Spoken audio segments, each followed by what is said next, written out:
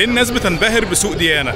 النهارده انا نزلت سوق ديانا وقابلت بسنت، اول مره تيجي سوق ديانا تقريبا، وجايه بقى ايه؟ شريك بابا فين؟ العدد 7 السنه 37 10 مليمات. 10 مليم 10 مليم يا باشا، بقول لك كتاب هاند ميد بالودع. بالودع؟ يعني ايه بالودع؟ يعني كل ده ودع طبيعي؟ كل ودع صغير اللي هو على البحر. اللي عاملها عموله والله. بكام دي؟ دي 350 والله. حلوه قوي. فاهلا بيك من سوق ديانا، بنحييك. ايه ده؟ دي قديمه؟ ايوه. ده ايه؟ دي كاميرا؟ منين طيب؟ ايه ده؟ شايفه حاجه؟ لا بس هي كيمو كون خطيره. دي عامله كام دي؟ كام دي يا عم؟ 250. تحفه. بص لقيت ايه كمان؟ واو. كمان بقى كاميرات تانية. مش بس كده، في عدسات، حاجات خطيرة. السوق مليان انواع كاميرات غريبة وقديمة. يعني في كاميرات هنا انا اول مرة اشوفها في حياتي، ما كنتش اتوقع ان في كاميرات بالشكل ده موجود هنا. وده 6630 كان عند بابا اللي هو بكرش ده.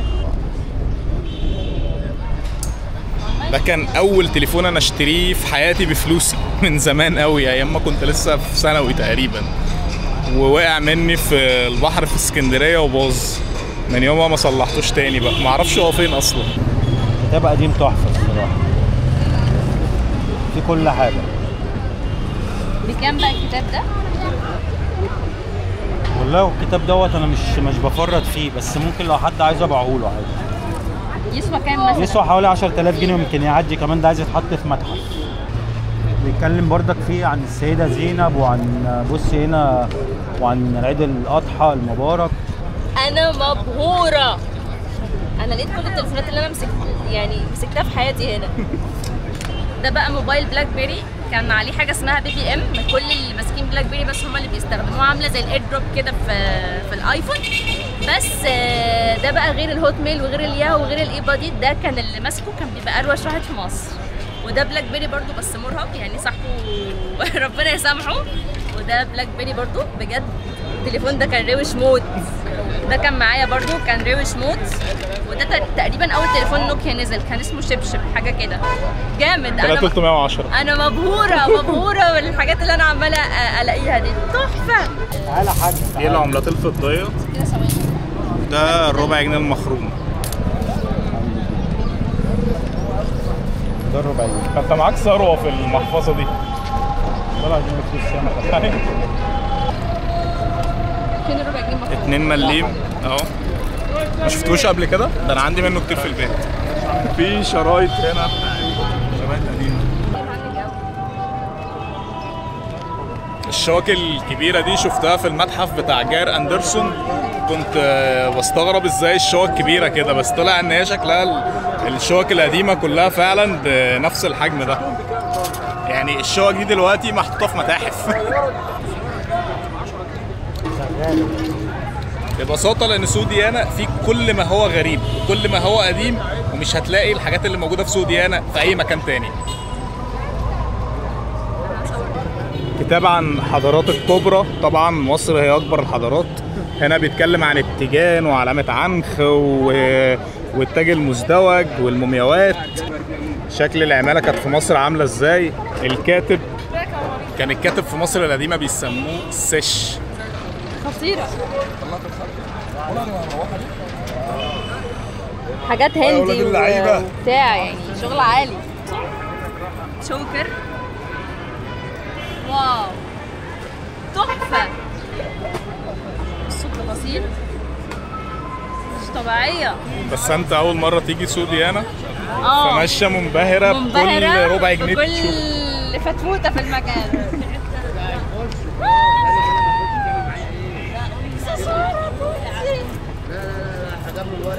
بموت في الهندي. مضيعه فلوسي على الحاجات، عندي اختها مضيعه فلوسي على الحاجات دي. طب شوف لايقه على الطقم.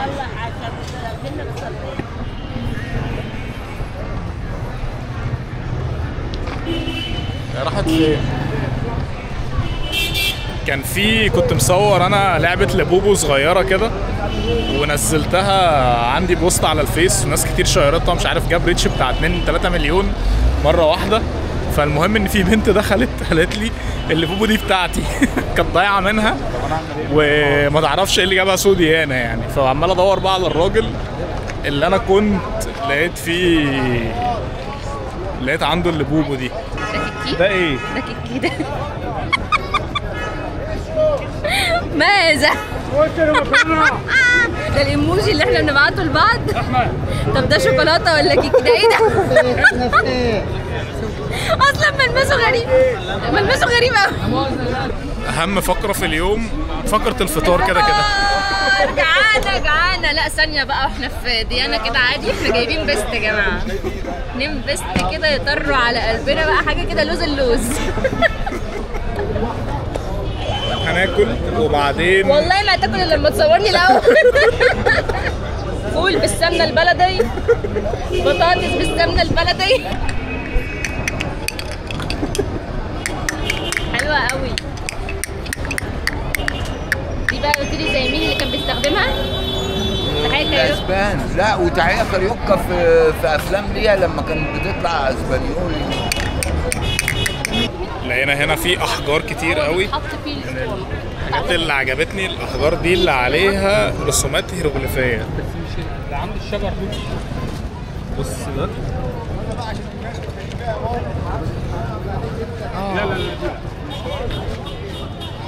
لا اوعى تكون دي اثار.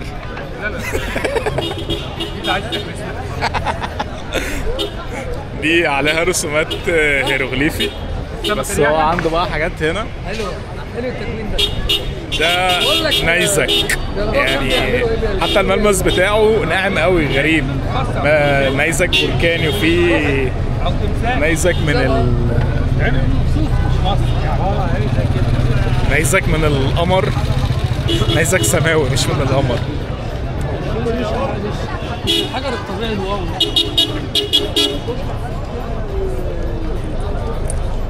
شفت الوش ده؟ لا انا عجباني السمك. بص عليها، بص على الوش. حلو.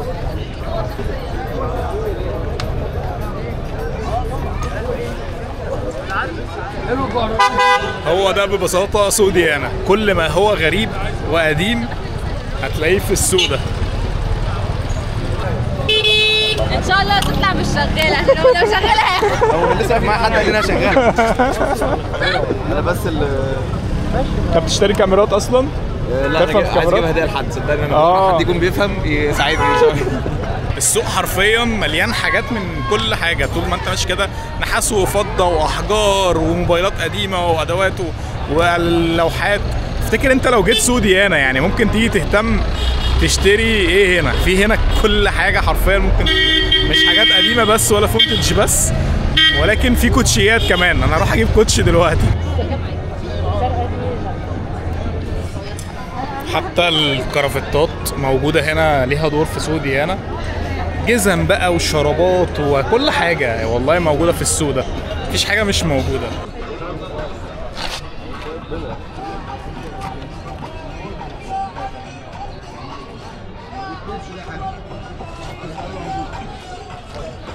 حتى الحيوانات المحنطه ليها دور هنا، بس انا ما لقيتش للاسف اللبوبو. تقريبا بقى اتباعت، حد خدها. ان انا بصيت عند الراجل اللي كانت عنده قبل كده مش موجوده، او مش عارف هو نفس الراجل ولا لا والله.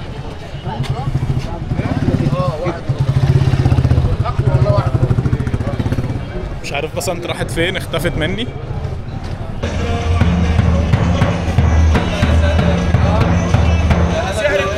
التليفونات دي كان عندنا منها زمان قديم قوي.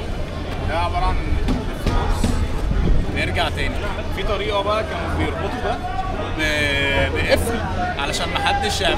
كان ليها طريقه بقى، والقفل معمول برضو ان انت تعرف تتصل. يعني مثلا لو عايز ادوس رقم 1 فلف ده 1 تمام، اعمل كده 1، عايز 2 اعمله مرتين وهكذا. هو معمول بالقفل. ليالي الحلميه. في شرايط كاسيت هنا كمان هشام عباس سنه 2000. موضوع كبير كبير.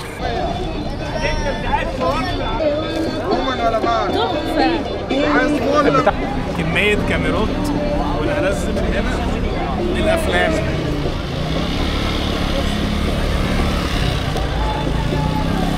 في كمية صور بتبقى تذكار بتتباع في الأماكن السياحية اللي الناس بتاخدها وتكتب عليها من ورا وبتبعتها لبلادهم. دول معرفش مين. والتمثال ده موجود في المتحف المصري على فكرة، بتاع عمدة البلد، شيخ البلد.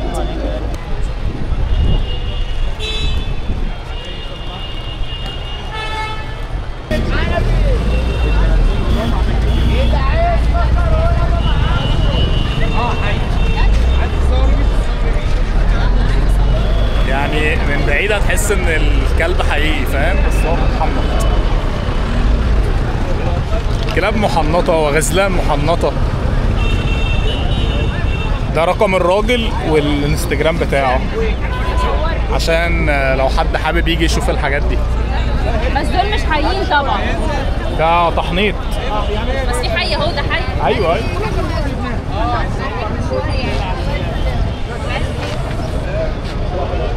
في تمساح تحت هنا.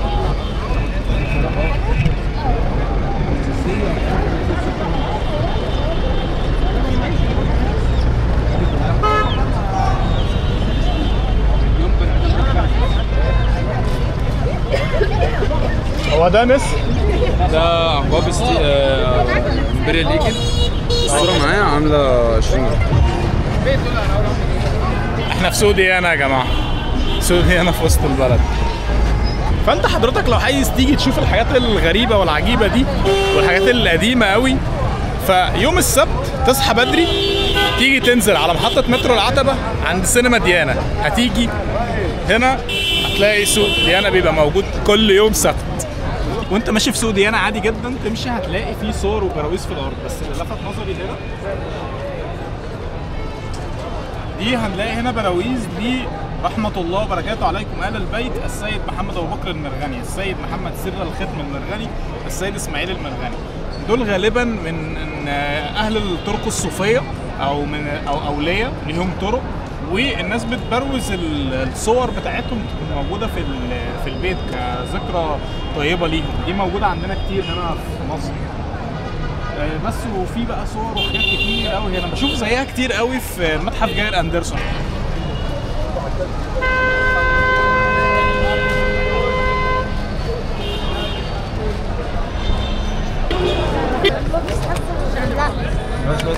كمية لعب هنا، لعب أطفال وحاجات. شفت لسه شايف جزمة أديداس ب 900 جنيه بس مش حاسسها حلوة قوي، فهروح أبص كده عند الراجل اللي أنا بجيب منه على طول.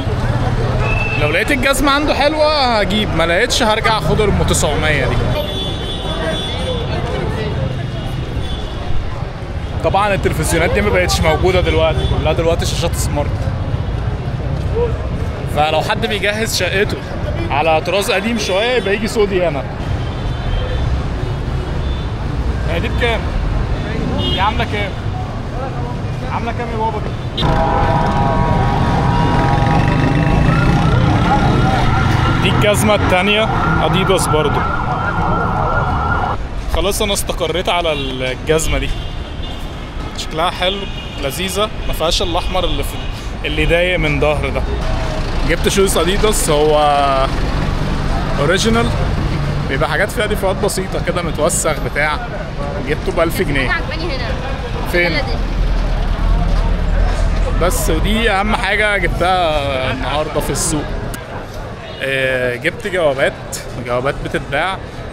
مش من العادي ان انا بحب اشتري الجوابات دي، بس فتحتهم لقيت فيه قصص لذيذة، لقيت ناس بتبعت لبعض قصص. لقيت في واحدة بعت لواحد مصري جواب من سنة 72 من الجزائر، فهي بتقول له يعني زي اشتقت لك وان شاء الله ربنا يجمعنا في بيت واحد وكده. فحبيت ان انا اجيب الجواب ونبقى نقراها بقى، وهتلاقوني بنزلها على الانستجرام في ستوريهات كل جواب القصه اللي جواه شكلها عامل ازاي وكده. والنهارده كده انتهى اليوم بتاعي في سوق ديانا. جبنا حاجات كتير، جبت الكوتشي وجبنا الازرف، وبسنت اشترت حاجات كتير. ورينا هو اشتريتي ايه؟ اشتريت شخاليل وشنطه وراكت، وكان نفسي اشتري كاميرا بس فرهدنا، واشتريت جوابات لفوازير نيلي وبرنامج 6على6 وحاجات كتيرة قوي. اشوفكم بقى الفيديو الجاي، سلام.